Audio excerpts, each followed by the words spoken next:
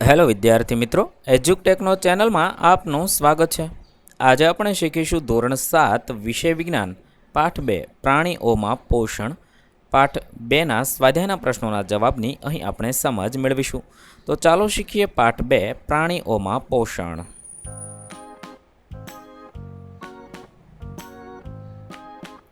પ્રશ્ન નંબર 1, ખાલી જગ્યા પૂરો.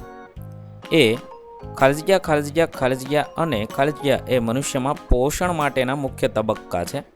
તો જવાબમાં લખી શકાય અંતઃગ્રહણ, પાચન, શોષણ, સ્વાંગીકરણ અને મળોત્સર્જન એ મનુષ્યમાં પોષણ માટેના મુખ્ય તબક્કા છે. બી, ખાલી જગ્યા માનવ શરીરની સૌથી મોટી ગ્રંથિ છે. તો યકૃત. સી, જઠર હાઇડ્રોક્લોરિક એસિડ અને પાચક રસોનો સ્ત્રાવ કરે છે, જે ખોરાક પર કાર્ય કરે છે. ડી, નાના આંતરડાની અંદરની દિવાલમાં ઘણા આંગળી જેવા પ્રવર્ધો આવેલા છે, જેને ખાલી જગ્યા કહે છે, તો તેને રસાંકુરો કહે છે. ઈ, અમીબા તેના ખોરાકનું પાચન ખાલી જગ્યામાં કરે છે, અન્નધાનીમાં કરે છે. ત્યાર પછી પ્રશ્ન નંબર 2, સાચા વિધાન સામે ટી અને ખોટા વિધાન સામે એફ પર નિશાની કરવાની છે. એ, સ્ટાર્ચનું પાચન જઠરમાં થાય છે. તો એફ એટલે કે ખોટું છે, તેના સામે નિશાની કરીશું. બી, જીભ લાળ રસને ખોરાકમાં ભેળવવામાં મદદ કરે છે. તો વિધાન ટી એટલે કે સાચું છે. સી, પિત્તાશય થોડા સમય માટે પિત્તરસનો સંગ્રહ કરે છે. ટી વિધાન સાચું છે. ડ, વાગોળનાર પ્રાણીઓ ગળી ગાયેલું ઘાસ મોઢામાં પાછું લાવે છે અને થોડા સમય માટે ચાવે છે. વિધાન ટી એટલે કે સાચું છે. પ્રશ્ન નંબર 3, સાચો વિકલ્પ પસંદ કરો. એ, લિપિડનું સંપૂર્ણ પાચન ખાલી જગ્યામાં થાય છે. 4 ઓપ્શન આપેલા છે: જઠર, મોં, નાનું આંતરડું, મોટું આંતરડું. જવાબ થશે ત્રીજું, નાનું આંતરડુંમાં થાય છે. બી, અપાચિત ખોરાકમાંથી પાણીનું શોષણ મુખ્યત્વે ખાલી જગ્યામાં થાય છે. તો ચોથું છે, મોટા આંતરડામાં થાય છે. ત્યાર પછી પ્રશ્ન નંબર 4, કોલમ 1માં આપેલી વિગતોને કોલમ 2 સાથે જોડવાનું છે. 1માં ખોરાકના ઘટકો છે અને બીજું પાચનની પેદાશો છે. પહેલું કાર્બોદિત, જેમાંથી શર્કરા ઉત્પન્ન થાય છે.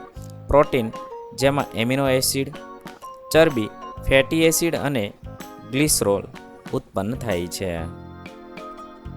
પ્રશ્ન નંબર 5, રસાંકુરો એટલે શું, તેનું સ્થાન અને કાર્ય જણાવો. નાના આંતરડાની અંદરની દિવાલમાં હજારોની સંખ્યામાં આંગળીઓને જેવા નાના પ્રવર્ધો જોવા મળે છે, તેને રસાંકુરો કહે છે. તે શોષણ કેન્દ્ર પણ કહેવાય છે.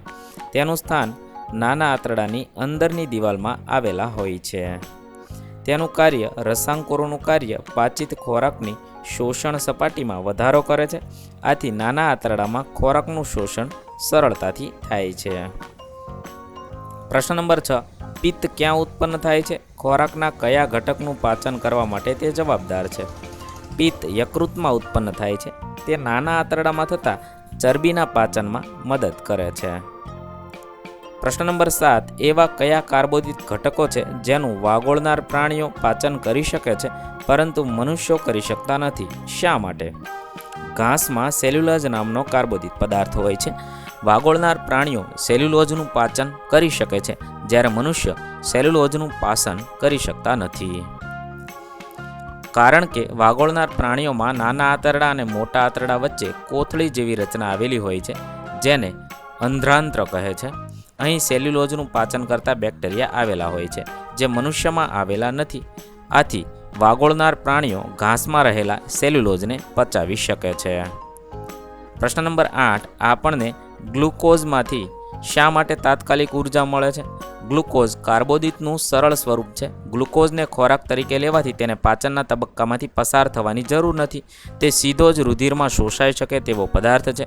ગ્લુકોઝ રુધિરમાં શોષાઈ શરીરના કોષોમાં ઓક્સિજન સાથે મંદ દહન પામી શક્તિ મુક્ત કરે છે. તેથી આપણને તાત્કાલિક ઉર્જા મળે છે. પ્રશ્ન નંબર 9, આ પ્રક્રિયામાં પાચન માર્ગનો કયો ભાગ સમાયેલ છે? પહેલું, ખોરાકનું શોષણ, તો નાનું આંતરડું. બીજું, ખોરાક ચાવવાની, તો મુખ ગુહા. ત્રીજું, બેક્ટેરિયાને મરવાની ક્રિયા, તો જઠર. ચોથું, ખોરાકનું સંપૂર્ણ પાચન, નાનું આંતરડું. મળ નિર્માણ, મોટું આંતરડું. ત્યારબાદ પ્રશ્ન નંબર 10, અમીબા અને મનુષ્યના પોષણમાં એક સામ્યતા અને જુદાપણું સમજાવો. અમીબા અને મનુષ્યના પાચનમાં સામ્યતામાં લખી શકાય, બંને ખોરાક ગ્રહણ કરે છે, પાચક રસો દ્વારા ખોરાકનું પાચન કરે છે, પચેલા ખોરાકનું શોષણ કરે છે અને અપાચિત ખોરાકને શરીરમાંથી નિકાલ કરે છે. હવે જુદાપણુંમાં લખી શકાય, અમીબા એક કોષી પ્રાણી છે, તેને મનુષ્યની જેમ સુવિકસિત અને જુદા જુદા પાચન અંગો ધરાવતું પાચન તંત્ર નથી. પ્રશ્ન નંબર 11, કોલમ 1માં આપેલી વિગતોને કોલમ 2 સાથે જોડવાની છે. પહેલું છે લાળ ગ્રંથિ, તેને લાળ રસનો સ્ત્રાવ સાથે જોડી શકાય. બી જઠર, તો એસિડનો સ્ત્રાવ. સી યકૃત, તો પિત્તરસનો સ્ત્રાવ કરે છે. ડી મળાશય, મળનો ત્યાગ કરે છે. નાનું આંતરડું, પાચન પૂર્ણ થાય છે. મોટું આંતરડું અપાચિત ખોરાકનો સંગ્રહ કરે છે. પ્રશ્ન નંબર 12, પાચન તંત્ર દર્શાવતી આકૃતિ 2.11નું નામ નિર્દેશન કરો. અહીંયા આકૃતિ આપેલી છે, તેની અંદર આપેલી આકૃતિમાં વિવિધ ભાગના નામ લખીશું. તો અન્નનળી, જઠર, સ્વાદુપિંડ, નાનું આંતરડું, મોટું આંતરડું, મળાશય, મળદ્વાર, યકૃત અને પિત્તાશય. આ રીતે તમે આકૃતિની અંદર નામ નિર્દેશન કરશો. ત્યારબાદ પ્રશ્ન નંબર 13, શું આપણે માત્ર કાચા પાંદડાવાળા શાકભાજી અથવા ઘાસ પર અસ્તિત્વ ટકાવી રાખી શકીએ છીએ? ચર્ચા કરો. માત્ર કાચા પાંદડાવાળા શાકભાજી અથવા ઘાસ એ સેલ્યુલોઝ ધરાવતા ખાદ્ય પદાર્થ છે. સેલ્યુલોઝ આપણા માટે અપાચ્ય પદાર્થ છે. આ પદાર્થ રાંધીને ખાવામાં આવે તો પણ સેલ્યુલોઝ, ખનિજ ક્ષારો અને વિટામિન થોડા પ્રમાણમાં મળે, પરંતુ ખોરાકના બધા ઘટકો મળે નહીં. કાર્બોદિત, ચરબી અને પ્રોટીન જેવા અગત્યના ઘટકો વગર અસ્તિત્વ ટકાવવું શક્ય નથી. અહીં આપણા પાઠ 2ના પ્રશ્નોના જવાબ પૂર્ણ થશે. વિદ્યાર્થી મિત્રો, ધોરણ 7ના વિજ્ઞાન વિષયના તમામ પાઠના પ્રશ્નોના જવાબના વિડીયો આપણી ચેનલ પર ઉપલબ્ધ છે, જે તમે ધોરણ 7 વિજ્ઞાન સ્વાધ્યાય નામના પ્લેલિસ્ટમાંથી મેળવી શકો છો. પ્લેલિસ્ટની લિંક વિડીયોના ડિસ્ક્રિપ્શનમાં આપેલી છે. તથા જો તમારે તેની પીડીએફની જરૂર હોય તો તે તમે આપણી એપ્લિકેશન પરથી મેળવી શકો છો. એપ્લિકેશનની લિંક પણ વિડીયોના ડિસ્ક્રિપ્શનમાં આપેલી છે. વિદ્યાર્થી મિત્રો, આપેલા વિડીયોની જો તમારે પીડીએફની જરૂર હોય તો તમે આપણી એપ્લિકેશન સ્માર્ટ સાથી પરથી મેળવી શકશો. વિદ્યાર્થી મિત્રો, આપણી એપ્લિકેશન સ્માર્ટ સાથી પ્લે સ્ટોરમાં આવી ગઈ છે, જેની અંદર તમે બધા વિભાગ જોઈ શકો છો. તેની અંદર વિવિધ ધોરણ છે. ધોરણ ઉપર ક્લિક કરતાં વિવિધ વિષય ખુલશે. વિષય ઉપર ક્લિક કરતાં તેની અંદર આવતા પાઠ ખુલશે. તેની અંદરથી તમે પાઠ્યપુસ્તક પણ ડાઉનલોડ કરી શકો છો. તેની અંદર આપેલા પાઠમાં ક્લિક કરતાં તમે પાઠની પીડીએફ, સ્વાધ્યાયની પીડીએફ, સ્વાધ્યાયન પોથીની પીડીએફ, પાઠના વિવિધ વિડીયોઝ, સ્વાધ્યાયના વિડીયોઝ, સ્વાધ્યાયન પોથીના વિડીયોઝ બધું જોઈ શકો છો અને ડાઉનલોડ પણ માત્ર એક ક્લિકમાં કરી શકો છો. વિદ્યાર્થી મિત્રો, આપણી એપને સપોર્ટ કરજો, ડાઉનલોડ કરજો